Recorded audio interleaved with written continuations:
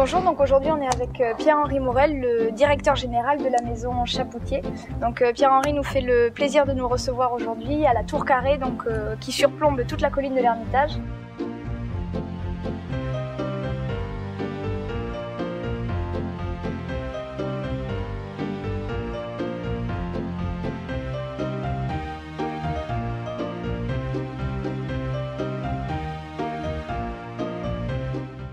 Dis-moi, j'aurais voulu que tu puisses nous expliquer un petit peu depuis combien de temps tu travailles ici avec Michel et qu'est-ce qui t'a poussé à venir travailler ici?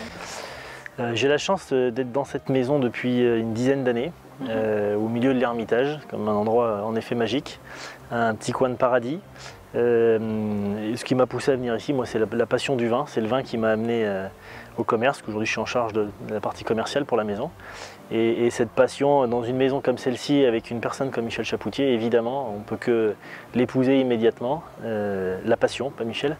Et c'est un peu un mariage, parce que ça fait, ouais, en effet, ça fait un peu plus de 10 ans maintenant. Et la passion, ça ne peut pas se limiter à une région, quand elle est pour un produit. Donc Michel a acheté pas mal de vignes en Australie, au Portugal, en Alsace. Donc on s'étend aujourd'hui et on essaie de porter le drapeau de la maison un peu partout.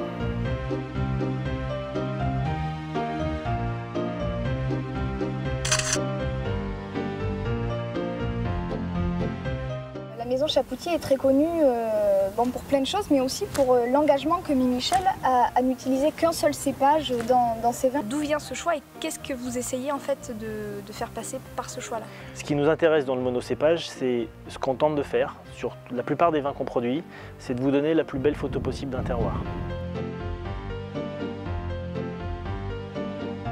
Et un terroir, c'est certes la conjonction du climat, du sol et des us et coutumes, mais on essaye avant tout de vous mettre en avant les signatures des sols sur un vin. Et pour ça, il faut minimiser un maximum les interventions, donc minimiser les assemblages de cépages, minimiser des élevages, minimiser des chaptalisations ou des acidifications. Donc on fait le moins possible, on est le moins interventionnisme possible pour donner un vin qui soit la photo d'un sol. Voilà.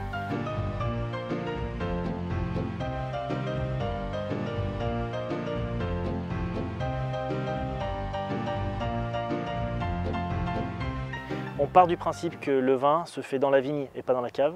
Donc Michel, vinificateur fainéant, mais pas vigneron fainéant, bien au contraire, où on travaille énormément tout au long de l'année pour apporter les plus beaux raisins possibles en cuverie. D'accord. Et puis avant qu'on reparte un petit peu dans le vignoble, je voulais savoir quel est pour toi, depuis les 10 années que tu es là, ou la grosse dizaine d'années que tu es là, le meilleur millésime qui a été vinifié ici, ou en tout cas, si tu devais mourir demain, qu'est-ce que tu ouvrirais? Qu'est-ce que j'ouvrirais demain et quel est le plus haut millésime? Le plus haut millésime, je pense, c'est la plus belle trilogie. La plus belle trilogie, c'est 2009, 2010, 2011. 3 années complètement différentes, mais qui ont donné 3 vins qui seront des très grands vins, qui vieilliront extrêmement longtemps et qui justement sont des très belles photos de terroir. Et là où pour la peine le climat donne chaque année des signatures différentes. Ce que j'ouvrirai demain n'est pas issu de ces 3 millésimes, c'est des grands vins qui mériteront certainement un peu de temps d'attente.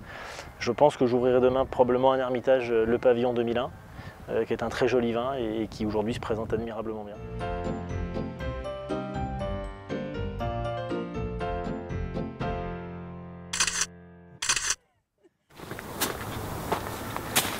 Donc là, je viens de voler une grappe de Syrah. On est juste à côté de la chapelle en fait, sur la colline de l'Ermitage. Sur des coteaux très escarpés, on a une vue sur tout le Rhône, les affluents, gros Ermitage qu'on voit au loin. Voilà, magique. Et je mange un grain de Syrah.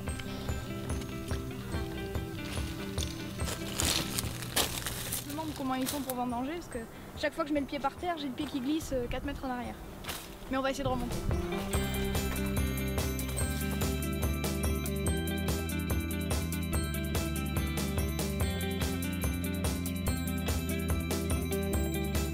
Donc nous sommes ici au pied de l'Ermitage, sur un terroir granitique. Par exemple ici, on voit bien le granit. Donc ça c'est du granit, hein.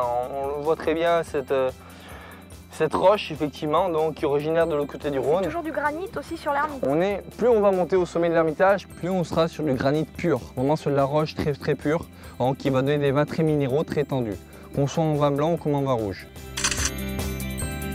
Donc, on est effectivement sur un vignoble tout en terrasse, pour éviter bien sûr l'érosion.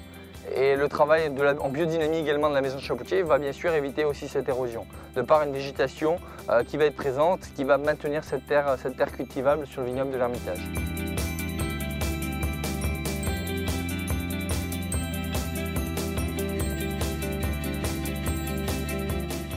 Effectivement, la maison Chapoutier est très connue pour plein de choses, mais aussi pour l'engagement que Michel a à n'utiliser qu'un seul cépage dans ses vins et dans ses cuvées. Tu peux nous expliquer un petit peu pourquoi il fait ce choix-là et pourquoi vous avez choisi cet axe-là? Alors, Michel a pour habitude de dire que chez Chapoutier, on est pour le monocépage et la polygamie. C'est vrai, il le dit tout le temps.